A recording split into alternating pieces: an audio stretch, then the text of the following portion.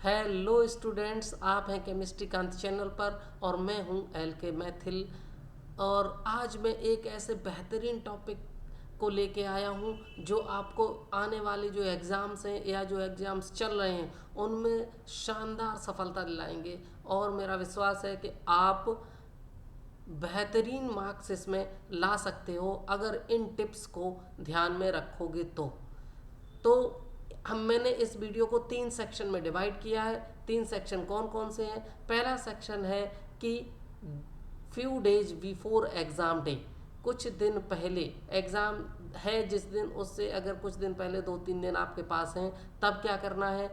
On the day of exam यानी exam वाले दिन क्या करना है। और इनसाइड द एग्जामिनेशन हॉल उसमें क्या करना है। जब आप एग्ज़ाम रूम में बैठे होंगे तब किन किन बातों का ध्यान रखना है। तो ये एग्ज़ाम टिप्स आपके पूरे सिनेरियो को बदल सकती हैं। तो आइए देर न करते हुए हम लोग एक एक सेक्शन पर नज़र डालते हैं और डिस्कस करेंगे।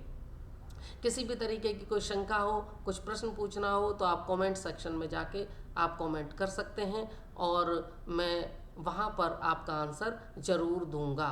कोई डाउट होगी तो उसको ज़रूर दूर करूँगा। तो पहला सेक्शन है हमारा कि फ्यू डेज बिफोर एग्जामिनेशन, मतलब कि अगर 2-3 दिन हमारे पास हैं तो हम कैसे बेहतरीन तरीके से अपनी तैयारी को अंजाम दे सकते हैं और किन बातों का ख्याल रख सकते हैं, कौन से डूज़ हैं, कौन से डोंट्स हैं, क्या हमें करना है और क्या हमें नहीं करना है। इन सब बातों को आप नोट करते जाइए, कागज़ पेन उठा लीजिए, क्योंकि अगर आप नोट नहीं करोगे तो ज़रूर स्किप कर जाओगे। ये चीज़ें बहुत ही इम्पोर्टेंट हैं।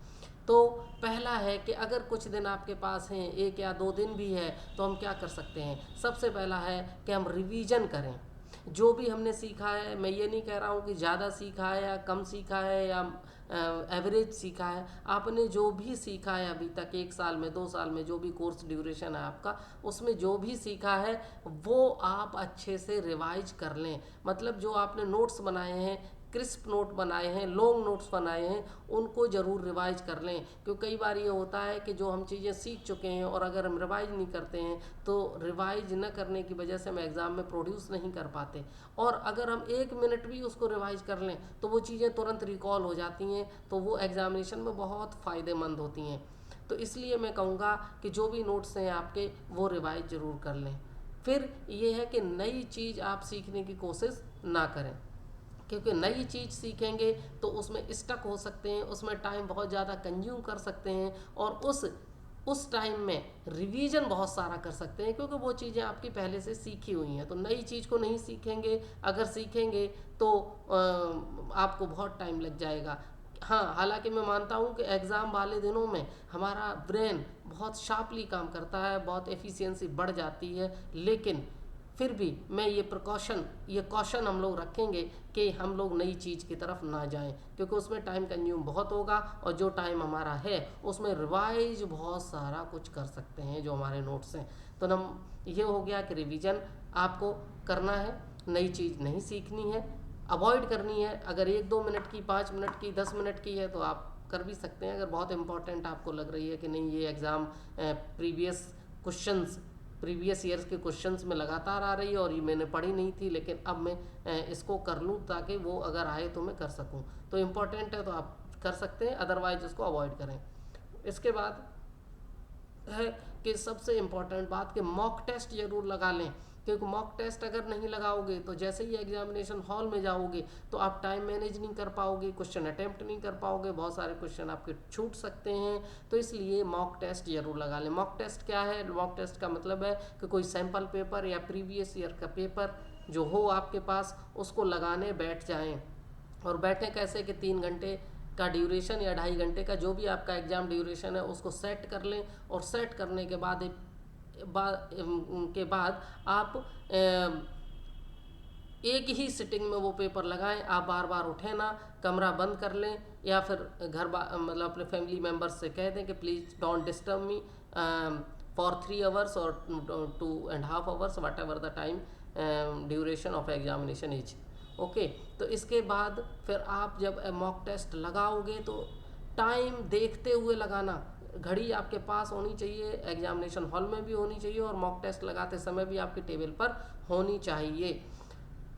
तो जब घड़ी होगी, जब आपके पास वॉच होगी तो आप लगातार उस वॉच पर नज़र रखें और जो पेपर है उसको सेक्शन जो हैं उसको क्वेश्चन वाइज बांट लें या फिर सेक्शन वाइज बांट लें कि हमें इस सेक्शन में कितना टाइम स्पेंड करना है, इसमें कितना करना है, इसमें कितना करना है, या फिर ये कर दें ऑन एन एवरेज इस क्वेश्चन पे हमें इतना करना है, इतने मार्क्स के क्वेश्चन पे हमें 10 मिनट देना है, 2 मार्क्स के क्वेश्चन पे हमें 2 मिनट देना है। इस टाइप से जो भी आपका पैटर्न है उस हिसाब से देख लें कि हमें टाइम मैनेज करना है और लगातार घड़ी पर नज़र रखेंगे और करते जाएंगे क्वेश्चन।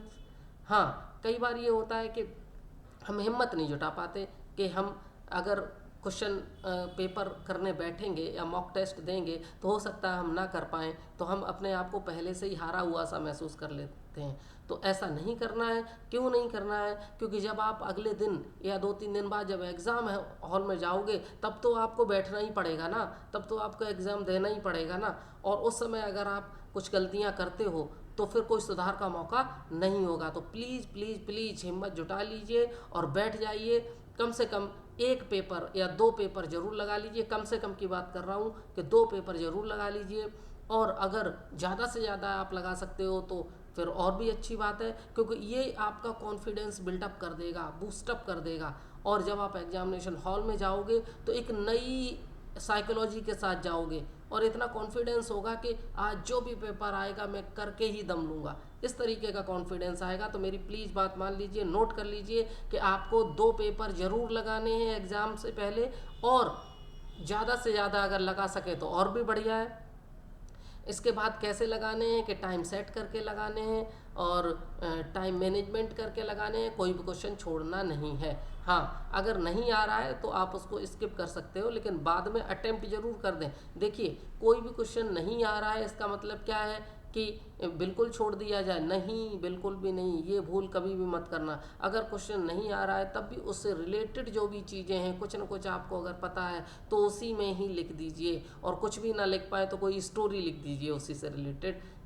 कोई दिक्कत वाली बात नहीं है, क्योंकि हमें कई बार कुछ एडवांटेज मिल जाता है। एग्जामिनर जब कॉपी एवेल्युएट करता है तो कुछ क्वेश्चंस जो पहले आपने अच्छे किए हैं उसमें मार्क्स देते हुए वो आगे जो अगर क्वेश्चन आपने अटेम्प्ट किया है उसमें अगर कुछ कम भी लिखा है तब भी वो मार्क्स देते हुए निकल जाता है, क्योंकि वो आपको एडवांटेज देना चाहता है कि आपने इतना अच्छा पहले कर चुके हैं, तो अब ये क्वेश्चंस जो आपने थोड़ा कम कर पाए हैं उनको भी हम एवेल्युएट करके मार्क्स दे दें।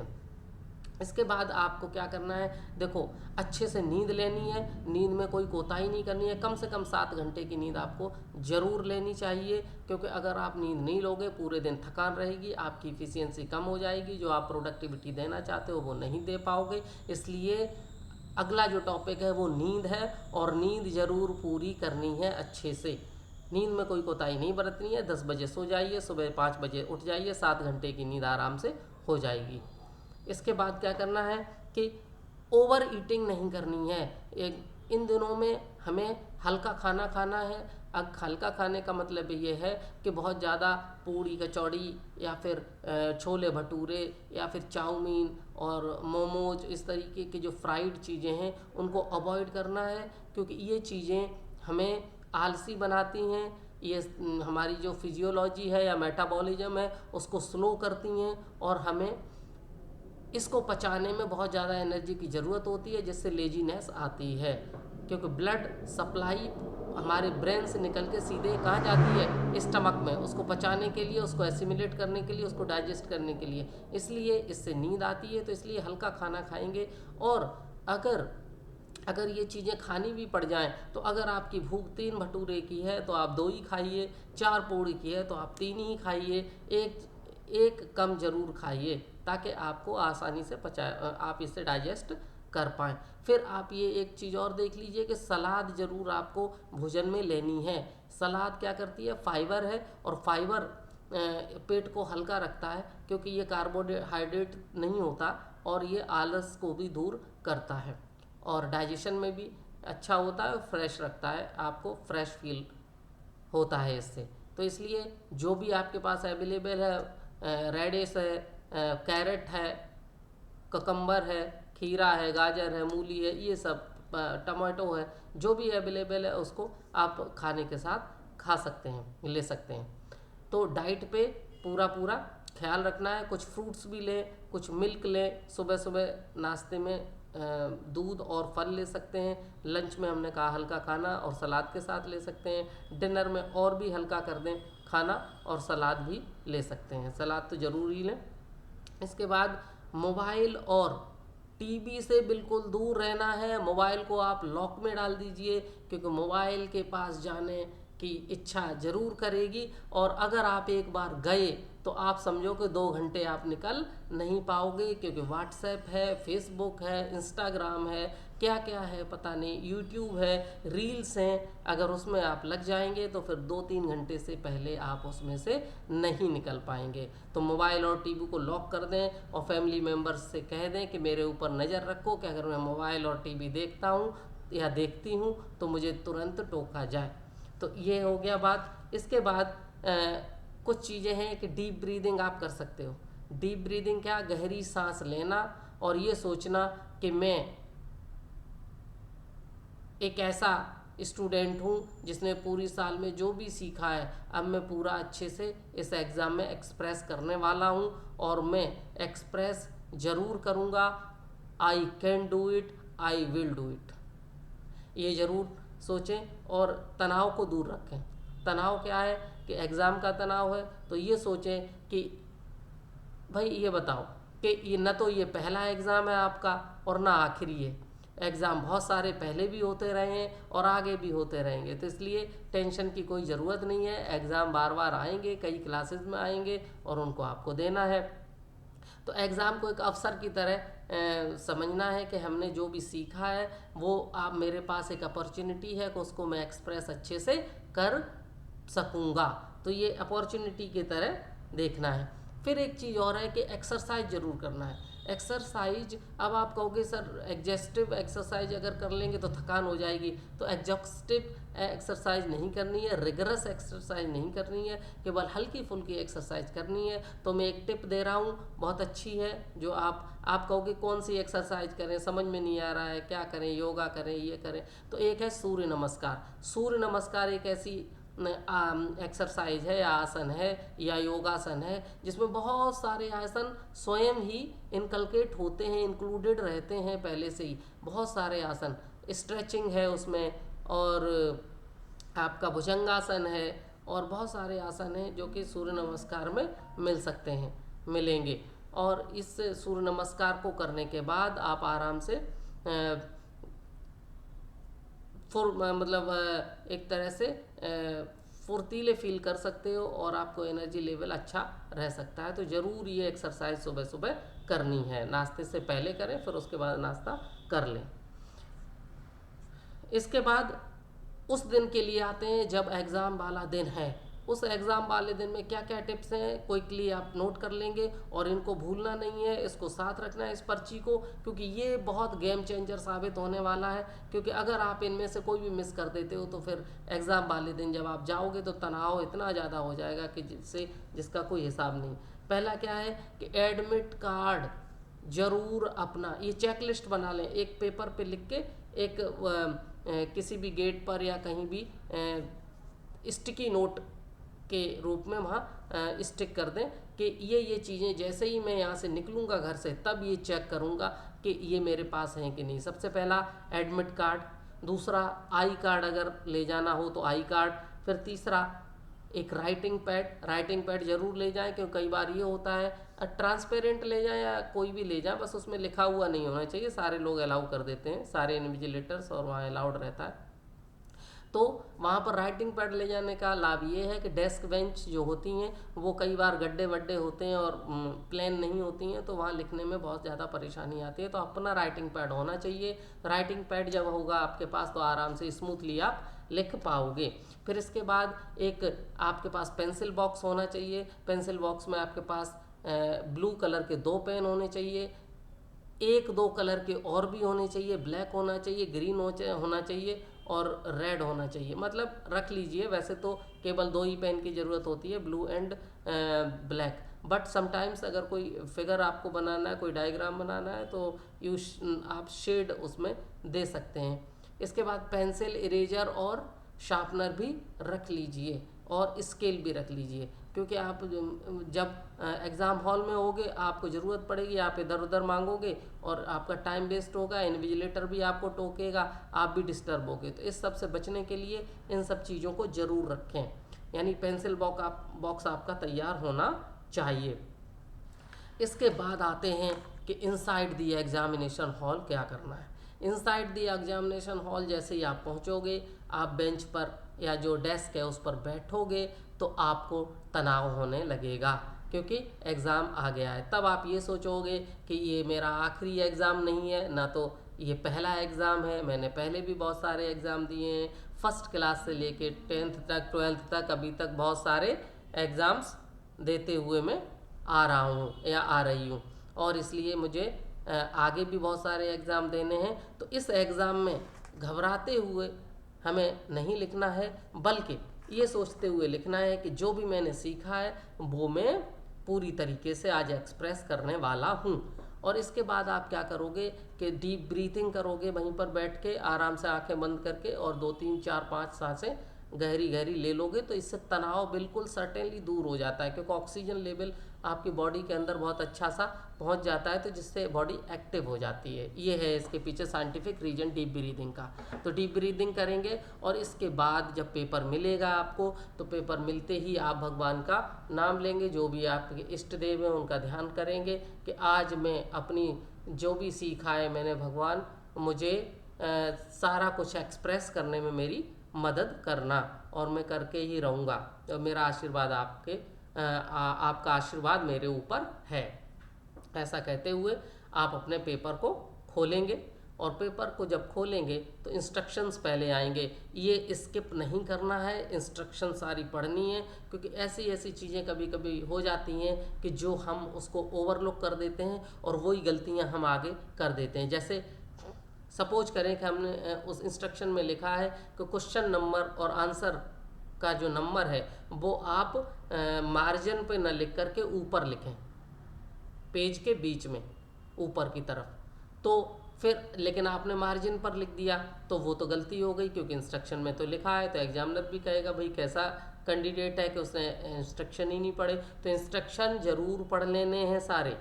इसके बाद क्या करना है कि पूरे पेपर को एक बार स्कैन कर लीजिए। कई बार ये होता है कि हम पेपर करना शुरू कर देते हैं, आंसर लिखना शुरू कर देते हैं, और हम ये नहीं देखते कि पीछे कौन से क्वेश्चन हैं या मिडिल में कौन से क्वेश्चन हैं। और शुरू में अगर आपके पास टफ क्वेश्चंस आ गए, तो टफ क्वेश्चंस करते करते आप इतना टाइम बेकार कर दोगे कि जो मिडिल में और लास्ट में जो इजी क्वेश्चंस हैं वो आप कभी नहीं कर पाओगे। इसलिए सारे क्वेश्चंस को एक बार सारे गो थ्रू हो जाएं, और देख लें कि कौन कौन से क्वेश्चन आपको अच्छी तरीके से आते हैं, उन पर टिक मार्क कर लें। क्योंकि ये मैं बताने वाला हूँ अब कि अगर आपको अच्छा स्कोर करना है तो इस बात का ध्यान रखिए कि अगर जो भी अच्छी तरीके से आपको क्वेश्चंस आ रहे हैं, जो आप अच्छे से सॉल्व कर सकते हैं, उनको सबसे पहले करिए। उनको सबसे पहले करने का कारण ये है कि जो एवेल्युएटर होगा, जो एग्जामिनर होगा, वो जब देखेगा कि अरे वाह शानदार तरीके से बच्चे ने क्वेश्चंस किए हैं, आंसर अच्छे हैं, तो फिर क्या होगा कि आगे जो क्वेश्चंस आप कुछ कम भी करते हो, कम भी अच्छे कर पाते हो, उसको भी वो चेक करता हुआ चला जाता है, और उसमें भी मार्क्स देता हुआ चला जाता है। तो अच्छे क्वेश्चंस पहले करने हैं, जो आपको पूरी तरीके से आते हैं, जिनमें आप कॉन्फिडेंट हैं, वो पहले कर डालिए। कई लोग ये कहेंगे नहीं नहीं शुरू से करना चाहिए, बीच वाले क्वेश्चन छोड़ देने चाहिए। नहीं, ऐसा नहीं करना बच्चों।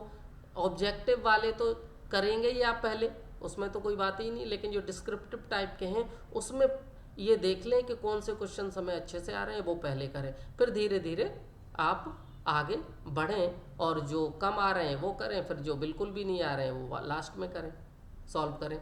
ठीक है, तो ये चीज़। फिर इसके बाद एक चीज़ और है कि क्वेश्चंस स्पष्ट रूप से आप लिखें, कहीं भी, या तो मार्जिन में या ऊपर, जहाँ भी इंस्ट्रक्शन जैसा भी हो वहाँ पर। क्या?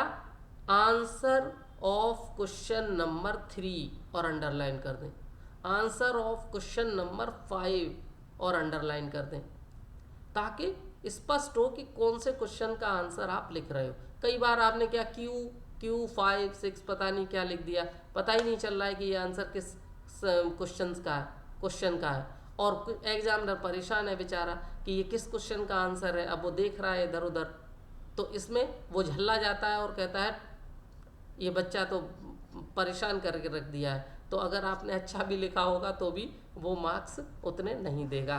तो इसलिए उसको सुविधा दीजिए, एग्जामिनर को भी सुविधा दे दीजिए आप कि लीजिए ये आंसर लिखा, इसका इस क्वेश्चन का आंसर ये लिखा है, आप चेक करिए। तो इसलिए हम ये कहेंगे कि आंसर आंसर नंबर ज़रूर उसका अच्छे से लिखें। इसके बाद क्या है कि वॉच ज़रूर होनी चाहिए आपके पास। टाइम मैनेजमेंट इसमें बहुत क्रूसियल है। एक बार मैंने 12th में मेरे साथ बहुत बुरा हुआ था कि फर्स्ट पेपर मेरा फिजिक्स का था और तब 2 पेपर हुआ करते थे फिजिक्स के। तो पहले पेपर में मैंने टाइम मैनेज ही नहीं कर पाया, और मैंने जो अभी गलती बताई वो मैंने अपने अनुभव से बताई कि मैंने जो शुरुआत से ही पेपर शुरू कर दिया करना, मैंने देखा ही नहीं कि पेपर में क्या है पीछे तक।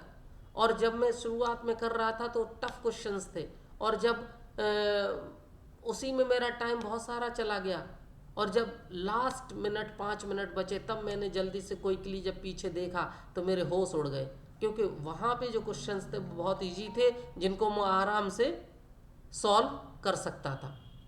तो ये दिक्कत हो गई। तो इसलिए आपको इजी क्वेश्चंस पहले जो आपको आते हैं वो पहले करने हैं, और जो नहीं आते वो बाद में करने हैं, ठीक है।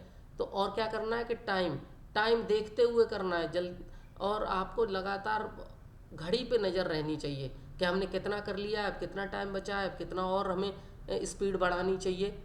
तो हर सेक्शन के हिसाब से या तो टाइम बांट लीजिए, या फिर कितने मार्क्स का क्वेश्चन है उसको कितना टाइम देना है वो आप डिसाइड कर लीजिए। वो डिसाइड कर पाओगे जब आप मॉक टेस्ट लगाओगे। तो इसलिए बच्चों में हाथ जोड़ के विनती कर रहा हूँ कि मॉक टेस्ट ज़रूर लगा लो, मतलब 2 या 3 फुल सैंपल पेपर बैठ के बाकायदा डेस्क पर आप एग्ज़ाम से पहले ही लगा लीजिए। चाहे भले ही आप कम कर पाओ उसमें, लेकिन ज़रूर लगा लो, ताकि टाइम मैनेजमेंट भी आपको पता चल जाएगा और बहुत सारी चीज़ें जो गलतियां करते हैं वो हम नहीं करेंगे। इसके बाद में जब पेपर हो जाए तो एक बार फिर से क्विकली देख लीजिए। कई बार स्किप हो जाता है क्वेश्चन, जो क्वेश्चन बहुत अच्छे से आता है वो ही छूट गया बीच में, पता नहीं कहाँ छुपा रह गया। तो इसलिए पूरा क्वेश्चन पेपर फिर से एक बार रिवाइज कर लीजिए कि कौन सा क्वेश्चन हमने कर लिया है। अगर जो अटेम्प्ट कर लिया है वो देखते जाइए, टिक लगा लीजिए, और फिर आपको पता चलेगा कि अरे ये क्वेश्चन तो छूटा जा रहा था, तो उस क्वेश्चन को भी फिर अटेम्प्ट कर दीजिए। तो इस तरीके से इस स्ट्रेटजी और ये एग्ज़ाम टिप्स को अगर फॉलो करोगे तो मैं उम्मीद करता हूँ, मुझे पूरा विश्वास है कि आप बहुत अच्छे मार्क्स लेकर के इस एग्ज़ाम में पास होगे और कॉन्फिडेंट रहोगे, एनर्जाइज रहोगे, स्वस्थ रहोगे, हैप्पी रहोगे। तो इसी के साथ मैं आपसे विदा लेता हूँ। बहुत बहुत धन्यवाद। अगर वीडियो अच्छा लगा हो तो आप लाइक भी कर सकते हैं, और कमेंट सेक्शन में अगर कोई डाउट हो तो वो भी पूछ सकते हैं। ओके, गुड नाइट स्टूडेंट्स, और बेस्ट ऑफ लक आपके एग्ज़ाम के लिए। उम्मीद करता हूँ कि आप विनर होके निकलोगे। कितने मार्क्स लाओगे इसकी मैं बात नहीं कर रहा हूँ, लेकिन आप ज़रूर विनर होके निकलोगे। Thank you. Have a nice night and good night.